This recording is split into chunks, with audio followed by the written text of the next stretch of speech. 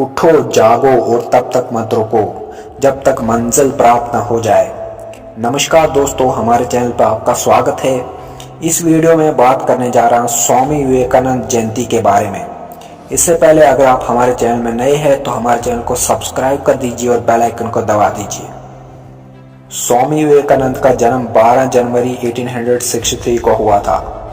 उनका घर का नाम नरेंद्र दत्त था और उनके पिता विश्वनाथ दत्त पश्चिमी सभ्यता में विश्वास रखते थे।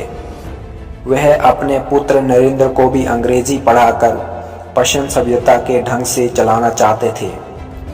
नरेंद्र की बुद्धि बचपन से ही बहुत अच्छी थी और परमात्मा को पाने की लालसा भी प्रबल थी।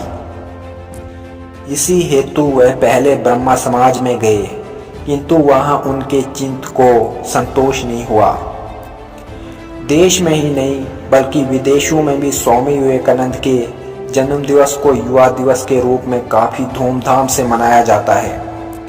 हर वर्ष ये दिन 12 जनवरी को मनाया जाता है, क्योंकि इस साल 1863 में इस दिन कोलकाता में एक साधारण परिवार में स्वामी विवेकानंद का जन्म हुआ था। बाद में वे अध्यात्म के क्षेत्र में उनके द्वारा किए गए कार्यों को देखा और देश विदेश के युवाओं का ध्यान उनकी ओर आकर्षित हुआ।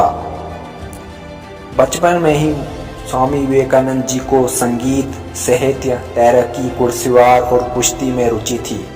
स्वामी विवेकानंद ने अपनी तेजस्विनी वाणी और अपने प्रभाव से विदेशों में भी भारतीय संस्कृति और आध्यात्मिक का डंका बजाया। उनके द्वारा सदैव वैज्ञानिक सोच तथा तर्क पर भले ही नहीं दिया गया, बल्कि उन्होंने धर्म को लोगों की सेवा और सामाजिक परिवर्तन से जोड़ने की अपनी विचारधारा को भी लोगों तक पहुंचाने का कार्य किया। जब स्वामी विवेकानंद 20 वर्ष के थे तभी उनके पिता की मृत्यु हो गई थी। ऐसे में पिता के मृत्यु के बाद स्वामी विवेकानंद को भी अत्यंत गरीबी की मार का सामना करना पड़ा था, लेकिन गरीबी और भूख भी उनका मनोबल और ईमान नहीं डगमगा सकी। स्वामी विवेकानंद का संपूर्ण जीवन, उनके संघर्ष और उनकी विचारधारा ये सभी लोगों के लिए प्रेरणा का स्रोत है, क्योंकि स्वामी विवेकानंद के विचारों पर चलकर ही लाखों करोड़ों युवाओं ने अपने जीवन में सही बदलाव कर उनके सार्थक बनाया है।